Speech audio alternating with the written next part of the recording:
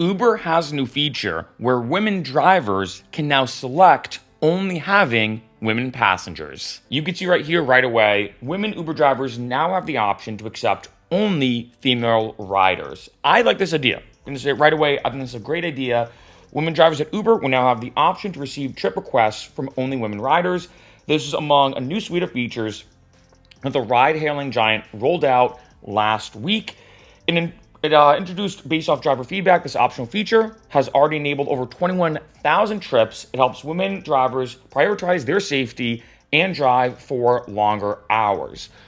The interesting thing, though, is this says right here, the new features are aimed at enhancing the daily experiences of its drivers in India. So I did some research about here in America. I didn't see anything on my Uber driver app. Then again, of course, I am a guy, so maybe I don't have access to that feature on my own Uber driver app. So let me know in the comments, let's say, for all my women viewers and everything, if, let's say, you do have access to this feature, because it seems like, based off the way this is worded in this article, that it's only in India. So maybe they're testing it out in one market, and then maybe planning to expand, something along those lines. Like I said in the intro, I love this idea. I think this is a great idea, because I gotta say, when it comes to doing these videos, right, I get a lot of comments and questions, a lot both online in terms of comments and messages, DMs even on Instagram, emails, everything you can think of, but then also offline, right? From friends, family, etc. People who know that I not only used to drive for Lyft and Uber, but I make a Lyft and Uber content. And the most popular question I get specifically from women is saying, hey, Mark, I kind of want to drive for Lyft and Uber. You know, of course, all these benefits of instant cash outs and, of course, the flexible schedule in my area or my location.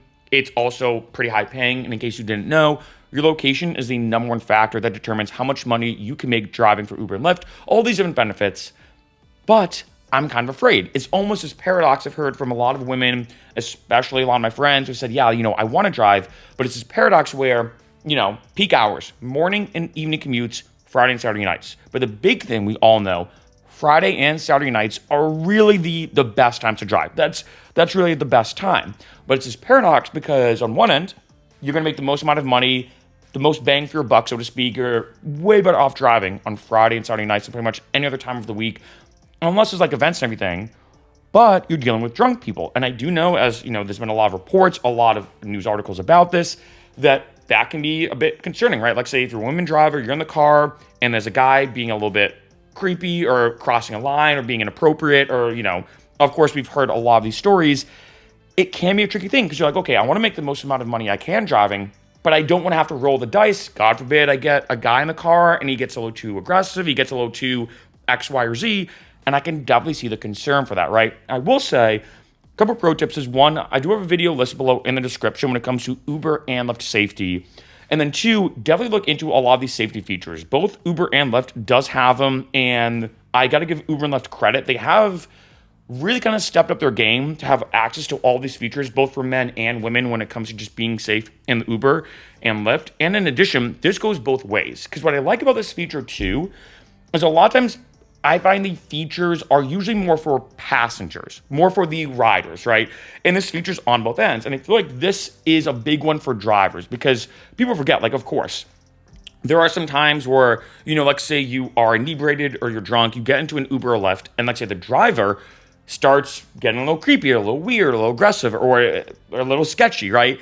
And, you know, that can be a very, like, scary situation, especially, let's say, if you're, you know, inebriated or in an altered state of mind.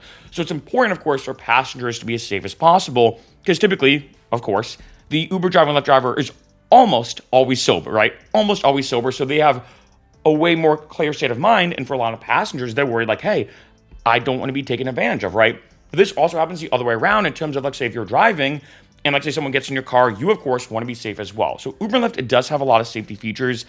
And I will say this too, you know, there have been a lot of news reports and articles about stuff happening, right? Whether it's assault or some type of like sexual assault or, you know, an incident happening. If you look at the statistics, it is rare. So I do want to say that, like, it is rare, but it can happen, right? It can happen. And I think this is an excellent way, especially for a lot of women drivers, to say, hey, you know what, on a Friday or Saturday night, I just feel more comfortable picking up women. I just feel like that if people are going to be drunk in altered state of mind, not trying to bash men, but just in general, I just feel more comfortable. This is a great way to put on that feature, be able to drive and make money during those peak hours. Because like I said, you don't really have to deal with that paradox. I definitely get it. Like I said, that's the number one question I get from women is people asking me like, hey, Mark, am I going to be safe? Do you think anything could happen? Do you think that, like how likely is it for a guy to be a little aggressive or get a little touchy or get a little inappropriate? Like, do you think as a woman driver, do you think it's safe for me to drive on a Friday night? Like I'm picking somebody up and bringing them to their place at 2 a.m. and it's dark and it's just, me and him and all this kind of stuff. So I do think this is an excellent feature to really at least help people out, especially when it comes to the women drivers out there being safe. And I also think this is good too because, like I said, I do know a lot of women drivers as well who said to me like, yeah, I actually stopped driving on Friday and Saturday nights because drunk guys were hitting on me. Or, I was driving on a Friday night, but then I had one incident and after that, never again.